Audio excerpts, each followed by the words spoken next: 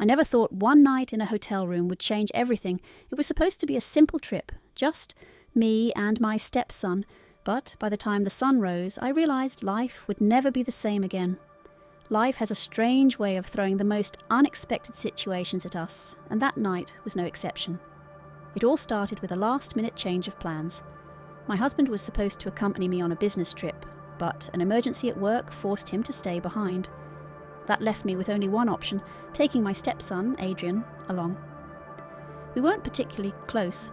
Adrian wasn't rude or disrespectful, but there was always a distance between us, like a wall neither of us knew how to climb. He had been polite since the day I married his father, but that was all. Politeness. No warmth, no connection.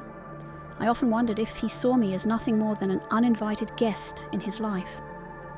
When we arrived at the hotel, exhausted from the long journey, I walked up to the front desk, expecting a smooth check-in, but the receptionist frowned as she looked at her screen. "I'm so sorry, Mom," she said with an apologetic smile. "There's been an error with your booking. We only have one room left." My stomach dropped. "One room?" "Yes, and unfortunately it has only one bed." I turned to Adrian, unsure of what to say. His face was unreadable, as always. "It's fine," he muttered, slipping his hands into his jacket pockets. "I'll take the couch." I hesitated. This was already awkward enough. A hotel stay was supposed to be relaxing, but now I was stuck in a tiny room with a young man who barely spoke to me. Still, there was nothing we could do. It was late, and finding another hotel wasn't an option. I sighed and took the key. "All right, let's make it work." As we walked to the room, I stole a glance at Adrian. His face was blank, his posture relaxed. But I knew better. He wasn't the type to express his emotions easily. If he was uncomfortable, he wouldn't say it, he'd just endure it. The room was small but cozy. A large bed sat in the middle, and a couch, too small for a grown man, was pushed against the wall.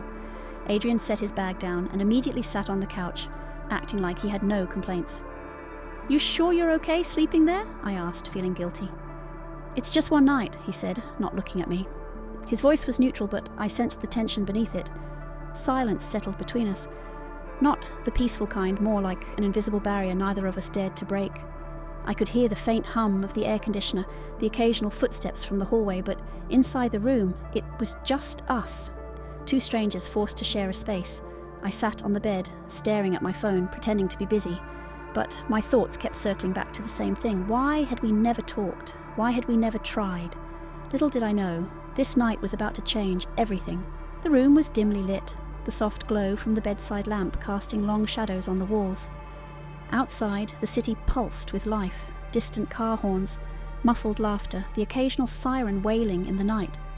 But inside this tiny hotel room, it was just the two of us, trapped in silence. Adrian had claimed the couch without hesitation. He sat there, scrolling through his phone, completely detached, as if I wasn't even in the room. I wanted to say something, anything to break the awkwardness. But where would I even start? I leaned back against the pillows, pretending to be absorbed in my own phone, but my mind was restless. This wasn't just about the room, it was about the years of distance between us. Adrian had always been a mystery to me. He wasn't rude, wasn't cruel, just closed off. A locked door I never had the key to, and honestly, I never tried hard enough to open it. Maybe I was afraid of what was behind it. Maybe I didn't think I had the right. "Are you comfortable?" I finally asked, my voice breaking the heavy silence. "Yeah," he muttered, not looking up. I bit my lip. I wanted to leave it at that, to go back to pretending we were just two people forced to share a room for one night. But something inside me refused to let this moment slip away. "You don't have to sleep there," I added. "The couch is too small." He shrugged. "It's fine." A response with no emotion. A conversation that led nowhere, just like always. I sighed and switched off my phone. "Adrian, can I ask you something?" He finally glanced up, his eyebrows slightly raised, but he didn't say anything. I hesitated. Maybe this was a bad idea. Maybe it was too late to start fixing things, but then I remembered all the times I wanted to reach out and didn't. I stopped, rethinking my words. "Why do you always keep your distance from me?" A flicker of something crossed his face, gone before I could name it. He exhaled and looked away. "I don't know." "You don't know?" I pressed gently. He leaned back, rubbing his forehead. I guess I never knew how to act around you." His voice was quieter now, less guarded. "You're not my mum. You're not a stranger. You're just there." I swallowed the lump in my throat. It hurt, but not because he was cruel, because he was honest. "I never wanted to replace your mum," I said softly. "I just wanted to be someone you could trust." He let out a bitter chuckle. "Trust is complicated." A thick silence fell between us. I could feel the weight of his words, the history behind them. This wasn't just about me. It was about everything he had been through before I even came into his life. I wanted to ask more. I wanted to understand. But for now, I just sat there, listening to the unspoken pain in his voice.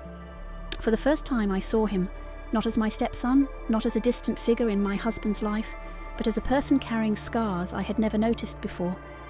And in that moment, I realised this night was not just another night, it was a turning point.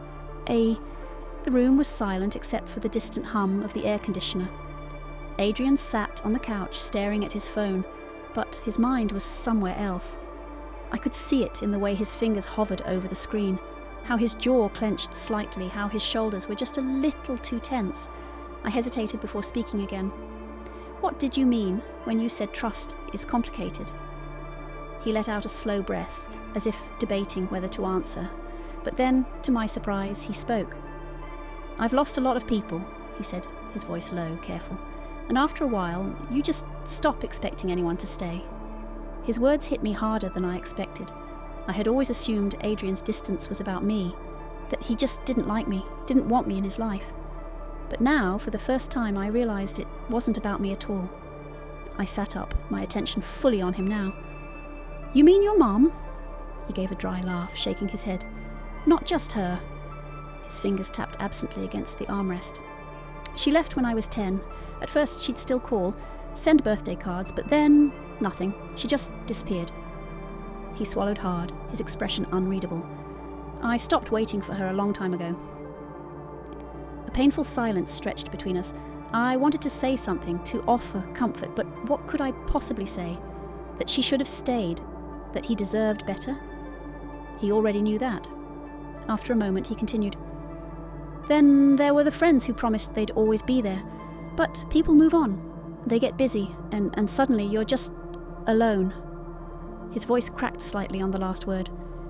My chest tightened. No, I had never seen this side of Adrian before, this vulnerable, unfiltered side. He had always seemed so composed, like nothing could touch him. But now I saw the truth. He wasn't distant because he didn't care. He was distant because he was afraid to care. "I'm sorry," I said softly. He shrugged. "It is what it is." But it wasn't. It never was. No child should have to grow up feeling abandoned, feeling like love was temporary. I hesitated before speaking again. "Adrian, I know I'm not your mother, and I know I came into your life when you were already grown, but I need you to know something." He looked up, his gaze finally meeting mine.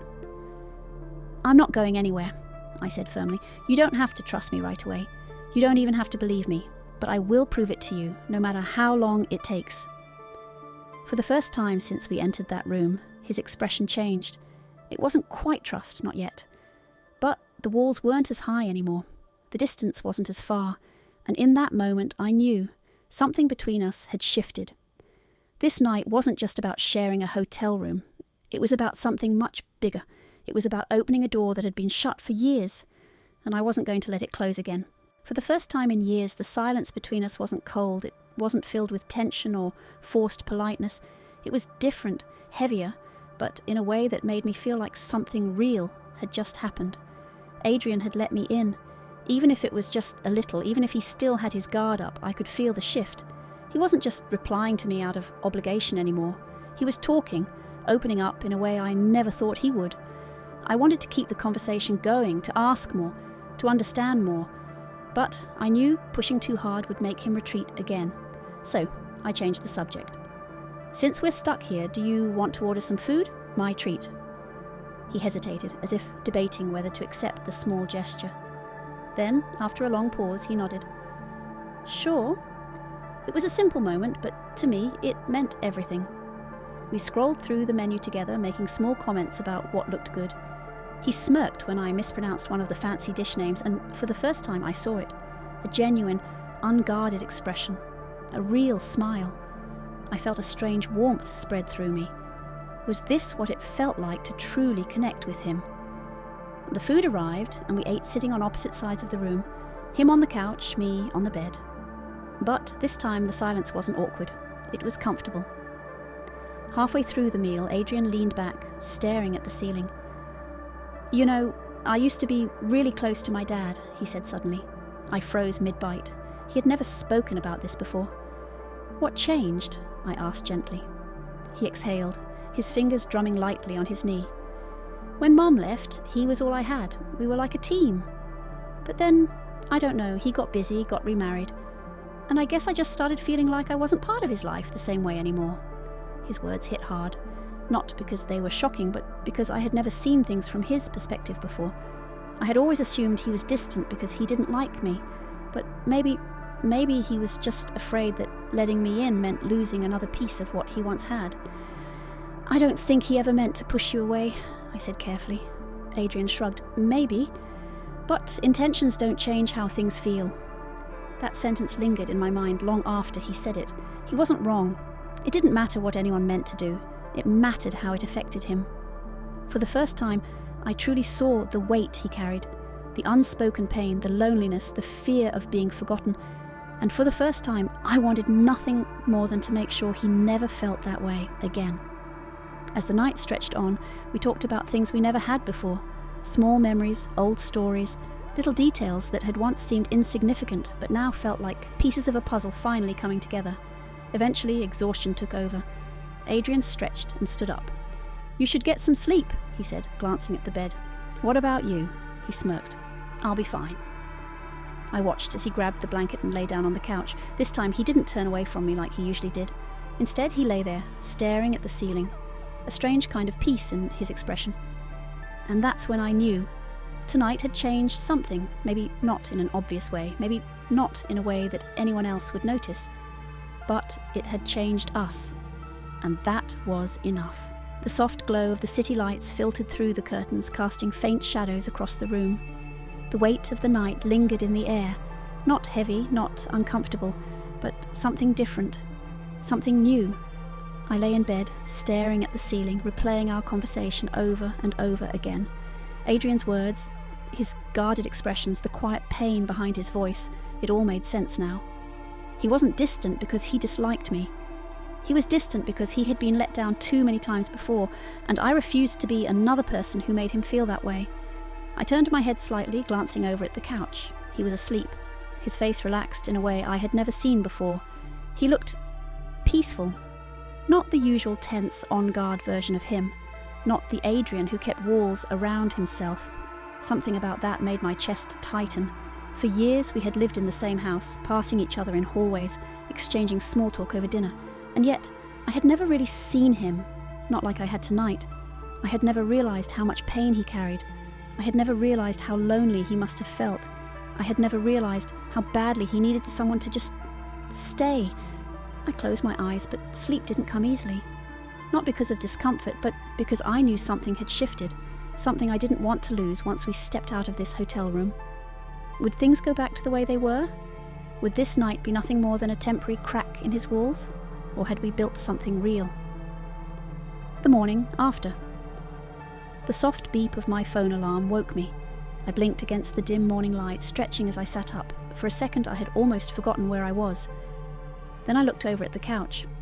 Adrian was already awake, sitting up with one arm draped over the backrest. His phone was in his hand, but for once he wasn't staring at the screen. He was staring out the window, lost in thought. "Morning," I said, my voice still thick with sleep. He turned, giving me a small nod. "Morning." A beat of silence passed, then he shifted slightly. "Did you sleep okay?" It was such a simple question, such an ordinary thing to ask, but coming from him, it meant something. It meant he cared, even if just a little. I smiled. "Yeah, you?" He stretched his arms, letting out a small sigh. Better than I expected. Another small shift, another step forward. As we packed up our things, I found myself hesitating. Should I say something? Should I acknowledge the fact that last night had been different? Or would he rather pretend it never happened? I zipped up my bag and turned to him. "Adrian!" He looked up. "I meant what I said last night," I said softly. "I'm not going anywhere, no matter how long it takes for you to believe that." For a second, he didn't respond. His expression was unreadable, just like always. Then he gave a small nod. I know. 2 words, that was all. But to me, they meant everything. A new beginning. The car ride home was quieter than usual, but this time it wasn't an uncomfortable silence. It wasn't the kind that felt like a wall between us. It was a silence that felt safe. When we pulled into the driveway, Adrian grabbed his bag and stepped out first. I followed, expecting him to just walk inside without a word, the way he always did. But instead he paused. Then, in the most casual, almost hesitant way, he said, "Thanks for the trip." I blinked, caught off guard. Of course! And then, before I could even fully process what had just happened, he did something I never expected. He hugged me. It was brief, quick and a little awkward, like he wasn't entirely sure how to do it, but it was real. And when he pulled away, there was something different in his expression. Not walls, not distance, something softer, something closer to trust. And in that moment, I knew last night hadn't just been a fleeting moment, it had been the start of something real. Maybe we would never have the perfect relationship. Maybe there would still be awkward silences and unspoken words. But now, I knew one thing for sure. We weren't just 2 strangers living under the same roof anymore. We were family. Some moments change everything. Don't miss them. Watch till the end, because life has a way of surprising you.